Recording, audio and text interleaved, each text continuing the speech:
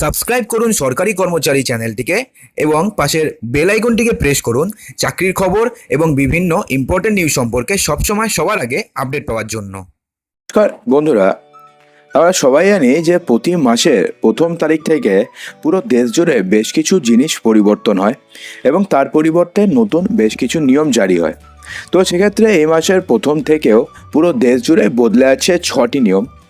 যে নিয়মগুলির মধ্যে প্রত্যেকটি আপনাদের জানাটা একান্ত প্রয়োজন, কারণ এই নিয়মগুলির মধ্যে প্রত্যেকটি আপনাদের দৈনন্দিন জীবনের সঙ্গে সম্পর্কিত। তো সেজন্য আর দেরি না করে চলুন এক এক করে জেনে নিই যে কী কী নিয়মের পরিবর্তন হচ্ছে এবং কী কী নতুন নিয়ম জারি হচ্ছে।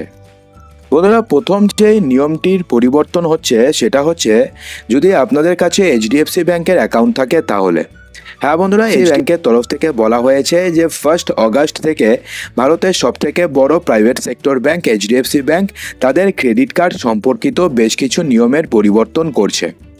হ্যাঁ বন্ধুরা, এখন থেকে ব্যাংক ক্রেডিট কার্ড যদি আপনাদের কাছে থাকে এইচডিএফসি ব্যাংকের, এবং সেক্ষেত্রে আপনি যদি কোনো থার্ড পার্টি অ্যাপ যেমন পেটিএম, ক্রেড, মোবিকুইক অথবা চেক এর মাধ্যমে কোনো প্রকারের যদি আপনারা রিটেল ট্রানজাকশন করেন, তো সেক্ষেত্রে প্রতিটি রিটেল ট্রানজাকশনের ওপরে আপনার থেকে 1% এক্সট্রা চার্জ ব্যাংক কর্তৃপক্ষ নেবে।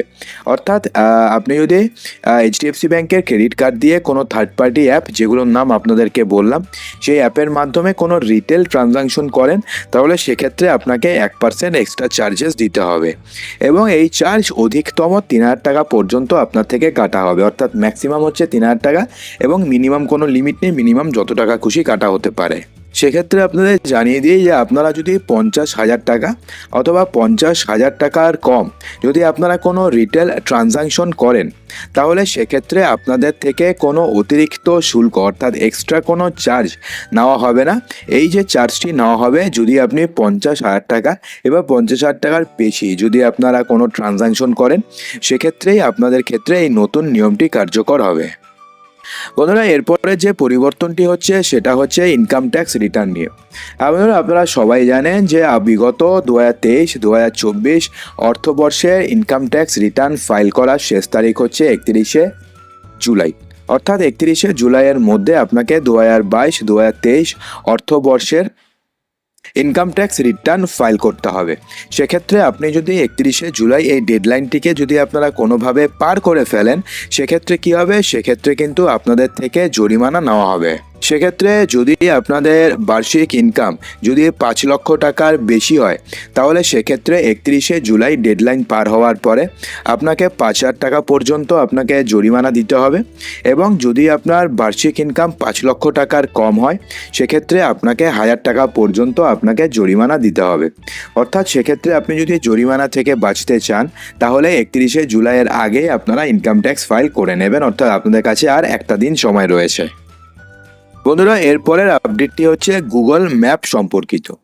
গুগল ম্যাপ আপনারা কম বেশি প্রায় সবাই ইউজ করেন, তো গুগল ম্যাপ সম্পর্কিত একটা বড়সড় আপডেট কিন্তু সামনে এসছে।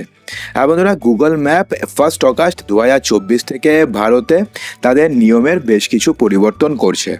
নতুন নিয়ম অনুযায়ী গুগল ম্যাপ এবার ভারত থেকে যে 70% পর্যন্ত তারা শুল্ক কমিয়ে দিচ্ছে। এবং এক্ষেত্রে গুগল ম্যাপ এবার বলেছে যে তারা তাদের সার্ভিসের জন্য যেই চার্জ বা ইন্ডিয়ান গভর্নমেন্ট থেকে নেয়, তো সেই চার্জটিকে এতদিন পর্যন্ত দিতে হচ্ছে ডলারে, কিন্তু এবার থেকে তারা ডলারের পরিবর্তে ইন্ডিয়ান রুপিতেও তারা সেই চার্জটি নেবে। এক্ষেত্রে কি হবে যে ভারতে ডলারের যে মজুদের পরিমাণটা সেটা কিন্তু আর কমবে না। নর্মালি যেই দেশ ডলারের পরিমাণ বেশি থাকে সেই দেশ কিন্তু ততটা বেশি উন্নত, এবং সেই দেশের ডলারের রেসপেক্টে ইন্ডিয়ান কারেন্সির দাম কমতে থাকে। তো সেক্ষেত্রে এতদিন পর্যন্ত ডলারে পেমেন্ট করতো ইন্ডিয়ান গভর্নমেন্ট, কিন্তু এবার থেকে আর ডলারে পেমেন্ট করবে না। ডলারের পরিবর্তে এখন থেকে ইন্ডিয়ান রুপিতে এই গুগল ম্যাপের যে শুল্ক রয়েছে সেটাকে পেমেন্ট করবে ইন্ডিয়ান গভর্নমেন্ট। বন্ধুরা, 1 আগস্ট থেকে এলপিজি গ্যাসের দামও কিন্তু পরিবর্তন হবে। হ্যাঁ বন্ধুরা, আমরা সবাই জানি যে প্রতি মাসের প্রথম তারিখ থেকে এলপিজি গ্যাসের দামের পরিবর্তন হয়। তো সেক্ষেত্রে 1 অগাস্ট থেকেও এলপিজি গ্যাসের দামের পরিবর্তনের সম্ভাবনা রয়েছে।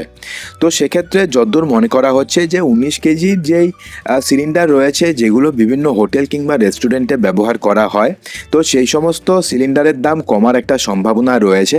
কারণটা আমরা বিগত কয়েক মাস থেকে দেখছি যে 19 কেজি রান্নার গ্যাস সিলিন্ডারের দাম কমানো হচ্ছে, কিন্তু 14 কেজি অথবা 14.2 কেজির যে রান্নার গ্যাসের সিলিন্ডারগুলো আমরা বাড়িতে নর্মালি ইউজ করি, তো সেই রান্নার গ্যাসের দাম কিন্তু খুব একটা কমার সম্ভাবনা নেই। যদিও যখনই নতুন দাম আপডেট হবে আমরা কিন্তু আপনাদেরকে সঙ্গে সঙ্গে জানিয়ে দেবো।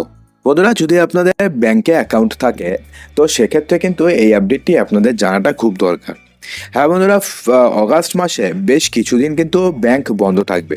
তো সেই জন্য কোন কোন দিন ব্যাংক বন্ধ থাকবে সেটা কিন্তু আপনাদের জানাটা দরকার, না হলে গিয়ে আপনাকে ব্যাংকে গিয়ে ঘুরে আসতে হবে। তো সেক্ষেত্রে রিজার্ভ ব্যাঙ্ক অফ ইন্ডিয়ার তরফ থেকে যে হলিডে লিস্টটি জারি করা হয়েছে, সেই হলিডে লিস্ট মোতাবেক টোটাল 13 দিন ব্যাংক বন্ধ থাকবে অগাস্ট মাসে। তার মধ্যে 6 দিন ব্যাংক উইকেন্ডের কারণে বন্ধ থাকবে। এছাড়া রক্ষাবন্ধন রয়েছে, জন্মাষ্টমী রয়েছে, 15 অগাস্ট রয়েছে। এছাড়া আরও কিছু রাজ্যে বেশ কিছু পার্বণ রয়েছে, যেই কারণে কিন্তু ব্যাংক বন্ধ থাকবে।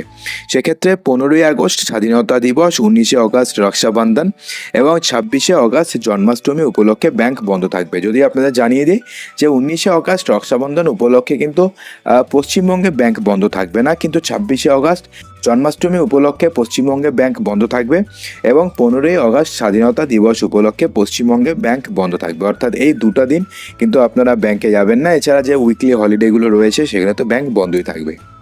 তো বন্ধুরা, আশা করব যে ভিডিওটিতে আপনাদের সমস্ত কিছুই সঠিকভাবে বোঝাতে পেরেছি।